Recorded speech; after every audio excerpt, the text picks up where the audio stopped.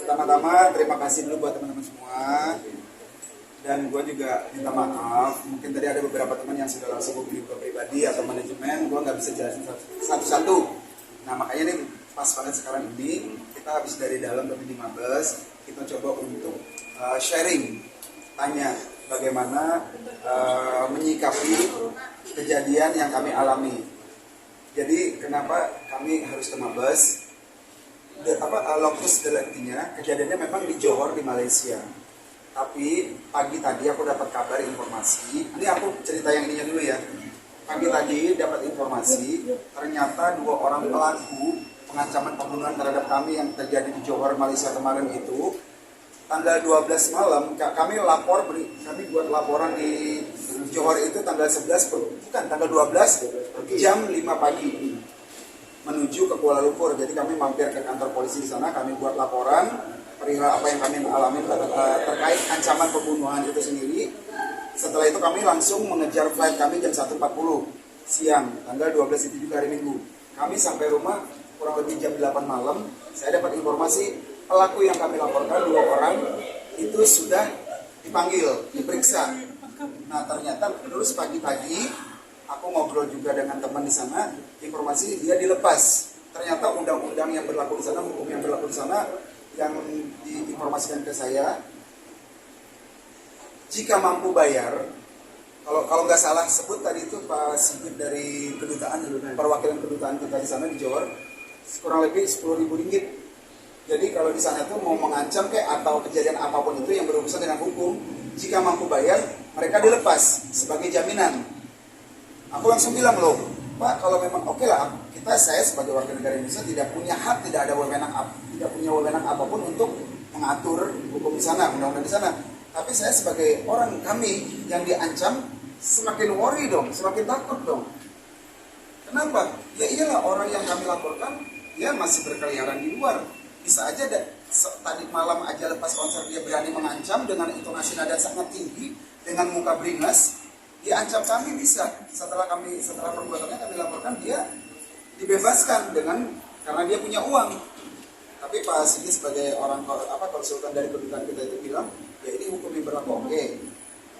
Kita pun tidak bisa berbuat apa-apa. Makanya kami koordinasi ngobrol, akhirnya cobalah sharing diarahkan ke Mabes.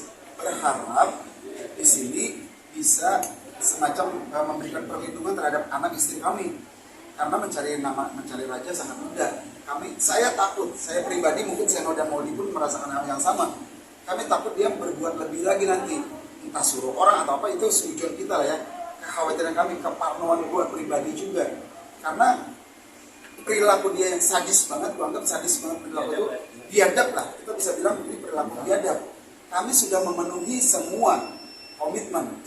Alhasil kami memberikan pertunjukan selesai, sukses banget. Semua, tidak ada satu pun dari ribuan orang tuh nggak ada yang kecewa.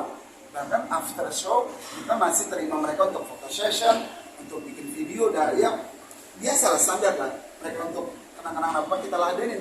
Tapi after itu malah kita disekap dalam sebuah kamar tersebut, datang dengan kurang lebih 20 orangan. Di luar ruangan itu sendiri juga banyak sekali namanya, karena anak gue juga ikut saat itu. Nah kan di dalam ruangan itu mereka masuk tanpa ada assalamualaikum, tanpa ada saya apa-apa. Mereka langsung marah dengan nada tinggi, maki-maki kita dengan bahasa mereka. Kita pun nggak ngerti bahasa dia apa yang disebutkan. Jadi kita udah nggak berdaya, kita dibuat diem karena kita mau ngomong dibentak. Gue mau coba untuk buat dia redam, gue didorong, badan gue didorong dengan kencang, gue mundur ke belakang, duduk. Gue mau coba bangkit lagi, langsung dibentak lagi. You mati, you orang Indonesia tak boleh macam-macam di sini. You orang Indonesia tak boleh macam. Gue bilang, lu mau macam-macam apa? Bro, lu apa yang gue berbuat? Kalau lu bisa kayak gini, apa yang gue lakuin jadi lu kayak gini? You diam. Dia kayak gitu terus. You sampai gue dengar, kalau bahasa kita lah ya. Kalau gue dengar lu masih ada di sekitar Malaysia, Kuala Lumpur, Johor dan sekitarnya, lu semua mati berkali-kali yang saja, tanpa alasan yang jelas. Nah maka dari itu, setelah itu makanya kita langsung buat laporan. Itu kurang lebih singkat ceritanya. Kalau berbicara masalah apa istilah kejadiannya kayak gimana, Jadi kronologi, bukan kronologis ya, singkat cerita lagi, Raja berhubungan dengan yang organizer. Kita kontrak dengan organizer, event organizer. Event organizer kontrak dengan Majestic Johor. Kita tidak ada pertemuan apa-apa ya. Kami tidak pernah kita hanya bertemu satu kali. Kita bertemu satu kali dan itu pun tidak panjang lebar bicara. Jam 1 malam, kami berangkat jam 9, tanggal 9 Maret pukul 11 dari Jakarta terbang ke Malaysia. Tiba di Malaysia, kondisi kami masih lapar apa-apa, tapi tak apalah, itu teknis lah ya. Kita langsung berangkat ke Johor dengan kondisi jalan yang macet, dengan kondisi lain-lain, hal macam segala.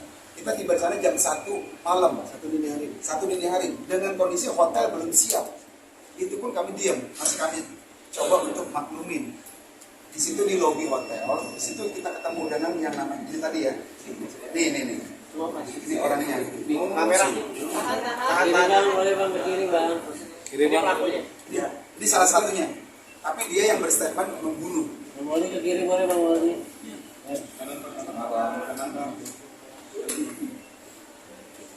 Yang dilepasin yang juga berarti. Dia juga. Ini adalah penyelenggara yang ditunjuk oleh Tourism Johor, Majestic Johor. Dan saya dapat info tadi pagi, dia ini ternyata adalah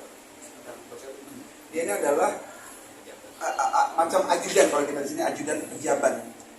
Esko itu apa ya bahasa kalau kita esko pejabat daerah lah, macam itulah. Hah? Legislatif,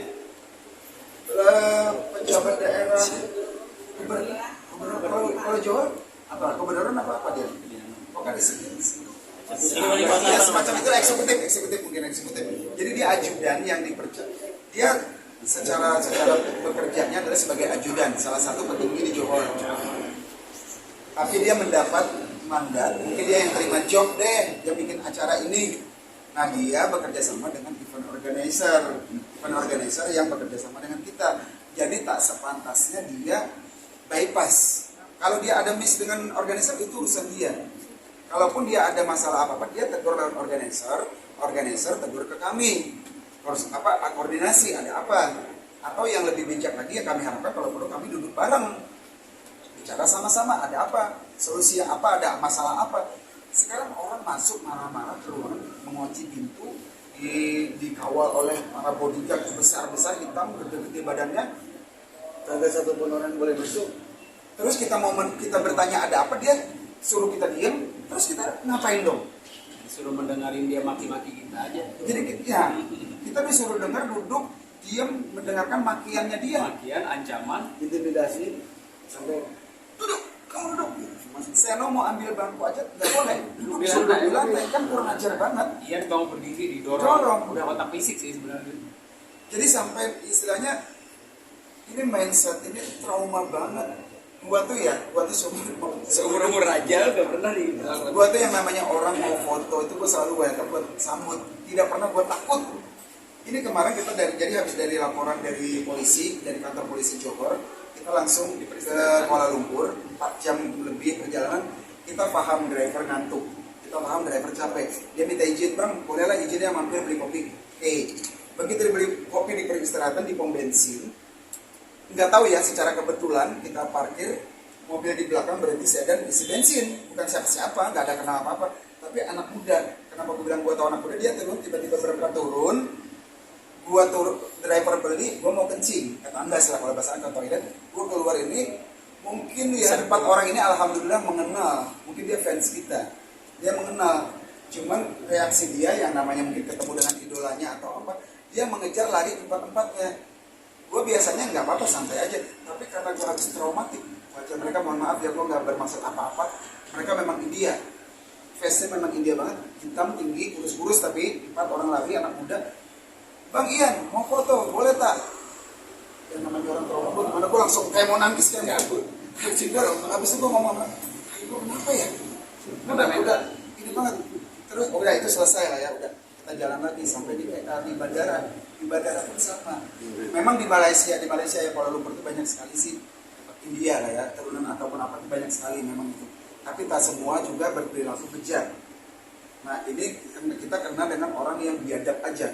akhirnya traumatik gue tuh terus menerus di bandara pun banyak yang mau foto, di launch kita di launch nunggu flight ada yang mau foto, gue pun masih rada-rada takut. Sampai tadi malam pun gue bilang juga sama Pak Sigit yang sebagai konsultan konsultan tersebut, gue sampai mimpi Pak, sampai ke bawah mimpi, ini trauma gue gila banget ini.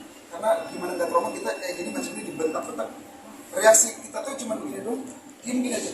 Orang maki-maki kita, tunjuk-tunjuk muka kita apa-apa, kita pas tengadah, you mati. Kali-kali baca mati. Dan di belakang itu kayak gini nih, jadi Serombongan kayak gini. cuman ini gede badannya, gede semua. Kita duduk di sini. Berarti emang nggak ada sama sekali pengamanan, Bang?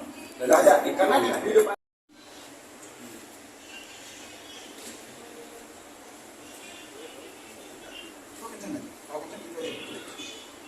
Ada bukti video, Bang? Ini pun anak gue yang rekam dengan diam-diam. Oh, Gimana gitu. kita mau megang video dia? Bisa Iya. ditonjok abis kali kita. Tanggapan dari polisi Johor seperti apa, Bang? Lu bayangin aja suara sekencang ini. Ini di dalam ruangan. Di luar, ini bukan ini rekam dari luar, dari balik pintu. Ini ngerekam juga. Itu memang terjebak ya, Bang, di dalam tidak ada yang menjaga dan juga Bukan terjebak, dikondisikan. Asumsi memang kami sengaja berarti. dikondisikan. Karena apa? Lepas konser, dia kirim kita ke ruang ke backstage, dia bilang ada dari kementerian, ada dari kedutaan, ada dari petinggi Malaysia mau jumpa awak. Mereka fans sama Raja mau foto. Ya kita welcome lah. Maulah kita ke belakang, kita tunggu. Sementara tunggu itu nggak datang-datang, orang ini silih berganti datang minta foto fans kita yang punya akses ataupun bisa masuk, dia masuk foto sampai bikin video bla bla. Udah lepas 30 menit gue tanya sama IO-nya, mana tuh orang yang dijanjikan datang? Belum terjawab omongan gue, itu orang masuk segerombolan itu dengan macet itu langsung. Gue tuh sempat sama gue berdua sama pikiran awal apa coba, ini ngeprank karena acara itu sukses banget, apa ini ngeprank ya? Karena kenapa kita berpikiran ini ngeprank? Tidak ada apa-apa, nggak ada sama sekali, nggak ada curiga, nggak ada indikasi macam-macam tuh nggak ada sama sekali. Happy lah, caranya happy. Makanya itu yang pertama dia datang langsung tendang meja, Marah tendang meja meja. ditendang, tunjuk muka. Nah ini yang akhirnya kita punya kesimpulan, ini kayaknya sudah dikondisikan, kondisional banget, dikondisikan, kita dibuat diam dulu di tempat, baru disekap dikunci. Kita menunggu habis foto session itu, pokoknya ada yang terakhir ini dari kementerian mau foto dijebak itu, jadi ya udah kita tungguin. Tahu-tahu segerombolan bodyguard dan para India itu datang langsung nunjuk-nunjuk, marah-marah, kunci pintu, nendang meja, ngedorong, lempar botol, maksa dia duduk di bawah segala macam. Ini yang lebih kurang ajar lagi tuh tahu satu, kita tuh bawa anak nih. Kita bawa anak, kita mau tunjukin ke anak kita begini cara orang tua kalian kerja ya. Entertain itu seperti ini loh, kalian harus memanusiakan manusia. Kita kasih pendidikan terhadap mereka untuk melihat langsung bagaimana orang tuanya cara bekerja. Begini cara menghadapi orang yang begini, setan banget nggak, biadab banget nggak, dia depan anak kita dibentak nih. Dan sebenarnya itu begitu apa ya? Tunjuk muka, Barang cewek gitulah. tunjuk muka, diam loh, anak saya nggak gitu, anak gua pokoknya begitu dia. Jadi nggak boleh. Ini gila kan? Kita yang mau berbangga terhadap anak kita malah dipermalukannya lewat begitu. Anak kita pun diam, shock banget, diam juga karena anak kecil seumuran masih sekolahan dibentak oleh orang-orang besar dengan kata-kata kasar. Jadi makanya terlalu over. Makanya saat diperiksa polisi sana, kalian ada cedera nggak?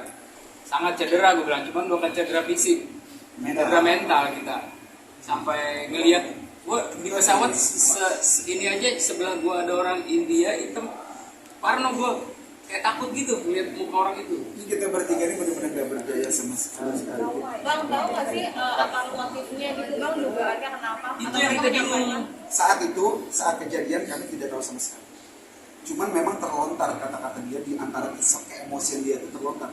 You bikin malu, tak mau konser, tak mau show. Sementara kita sudah Gue langsung bilang bro, apa yang lu bilang? Terus kalau memang lu bilang kami tak mau konser, itu yang lu lihat tadi siapa di atas panggung? Setan? Siapa itu hantu? tapi nggak bisa ngomong. Tapi kita nggak bisa ngomong kan? Kita mau ngomong tapi jadi dia bilang, you tak mau konser. Bukan kita mau konser. Tuh, iya ketularan bahasa sana deh. Bang, itu pas konser raja aja apa ada band-band lain apa raja aja yang waktu Raja. Oh, cuma satu nggak berarti? Jadi kita tuh diundang sama acaranya itu diundang kayak acara pemerintahan lah, tourism Johor, Majestic Johor, sampai Ian itu dibilang awalnya mau dijadikan duta Johor buat pelancongan sana. Kan gua tanya habis kejadian itu mau gak jadi duta sana?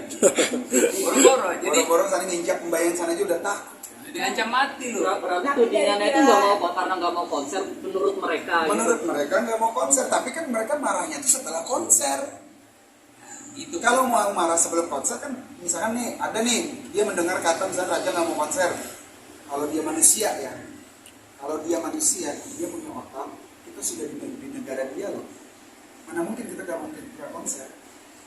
Kalau penegasan itu sebenarnya dari penyelenggaranya atau dari ajudan Dari pejabat? sempat konfirmasi nggak? Penyelenggara ya ajudan. Orang yang sama. Orang yang sama. Setelah acara itu sempat konfirmasi nggak dari penyelenggara tadi? Dulu minta petunjuk di sini mengarahkan karena lokus deliktinya ada di luar negeri antar negara ke Interpol, diarahkan dengan Interpol. Ya mungkin kalau jam segini kita sudah nggak mungkin ke sana, mungkin besok kita akan coba koordinasi dengan di Interpol. Berarti besok ada rencana Pasti kita akan harus ada karena jujur ya itu tadi takut lah kalau ada apa-apa. yang lebih menakutkan lagi, si pelakunya udah dibebaskan. Ya karena dia punya duit dan undang-undang di sana mendukung, nah, dia bebas. Dia dalam kurungan aja kita was-was, Iya. apalagi dia udah dibebaskan. Tapi fokus mungkin harapan seperti apa sih? Pengennya gimana? Iya. Raja itu pada dasarnya nggak mau ada musuh. Gue tuh pengen malam itu juga Ian suruh clearkan petinggi di sana bahwa tuh orang ke sini ceritakan ke kita masalahnya Satu apa. petinggi di sana, satu petinggi dari tourism itu ada namanya Dato Aslan. Aku sebut aja di sini nggak apa-apa. Mudah-mudahan media kita didengar mereka di sana. Namanya Dato Azlan. Beliau ini adalah semacam penasehat karena aku nggak paham ya bahasa di sana. Kalau aku menganalogikan dia semacam penasehat, dia semacam petinggi, salah satu petinggi. Dia datang ke hotel, ke kamar setelah kami diintimidasi, kita mau packing, di sela-sela packing dia datang, dia bilang, dia minta maaf, buat aku maaf. Nah inilah, dia datang, dia ngobrol, Ian, saya beri jaminan kamu. Dengan kumpulan raja, saya beri jaminan kamu, sampai Kuala Lumpur kamu aman, saya garanti. Aku sempat mikir, kamu jamin kami sampai Kuala Lumpur. Di jalan macam-macam, tak tahu terjadi apa-apa, macam mana. Jadi yang ini aja deh Dato, aku manggil beliau karena beliau petinggi, aku hargai beliau, aku panggil Dato. Ini aja deh Dato, boleh tak kalau memang Dato seorang petinggi, Dato kenal dengan mereka yang punya pelaku ini, saya tahu, boleh nggak Dato jumpa beliau, mereka kan. Dato minta surat pernyataan. Waktu itu ya malam kejadian setelah itu, sebelum kami melaporkan ke polisi. Dato tolong mintain pernyataan dari yang mengucapkan ancaman buat cabutan. Dia cabut ancamannya secara tertulis. Apa jawaban seorang petinggi? Itu bukan urusan saya, tak bisa jamin itu urusan event organizer. Fuck lah gue bilang. Dia nggak bisa garanti, saya cuma bisa garanti kalian selamat sampai KL. Itu aja. Tapi dia tak jamin orang itu mau cabut. Artinya masih boleh, pengancamannya itu masih berlaku. Tadi siang setelah gue teleponan sama temen gue di Kuala Lumpur, baru katanya ada Dato Azlan yang hubungin macam mana Ian cabut ancaman ini. Orang ini boleh nggak cabut ancaman gimana nih ini? Gue bilang kita ikutin aja prosedur yang berlaku, kami sudah melapor kok. Ikutin aja ketentuan undang-undang di sana seperti apa, hukum di sana seperti apa, kita ikutin aja. Tadi aku cuma titip pesan kepada Pak Sigit, Pak Sigit Widianto ya kalau nggak salah sebutnya, yang sebagai perwakilan kedutaan, gue cuma titip Bapak, punten dengan hormat, saya secara pribadi dan manajemen raja mohon bantu monitor aja prosedur hukum di sana. Saya nggak mau ini berhenti di tengah jalan. Jalankan sesuai undang-undang yang berlaku, ketentuan hukum yang berlaku, itu aja. Dan tapi di sisi lain, jujur, saya mau ke teman-teman raja, saya respect sama kepolisian sana. Saya terima kasih banget. Kami dari manajemen raja mengucapkan terima kasih terhadap kepolisian Johor. Respect, cepat, good banget itu baru apa namanya ya, tindakan cepat untuk mengamankan. Oh, tapi besok ke Interpol itu agendanya hanya untuk permintaan perlindungan atau ada menuju ke arah laporan? Laporan sudah di lokasi kejadian. Jadi ke sana ini kami kayak semacam ke Mabes mengarahkan ke Interpol itu perlindungan diri kami dan keluarga anak-anak kami. Kan kita tidak tahu ya sifat manusia ya. Siapa tahu dia dendam, siapa tahu dia suruh orang bayar orang untuk celakain kita, nauzubillah min dzalik. Oke,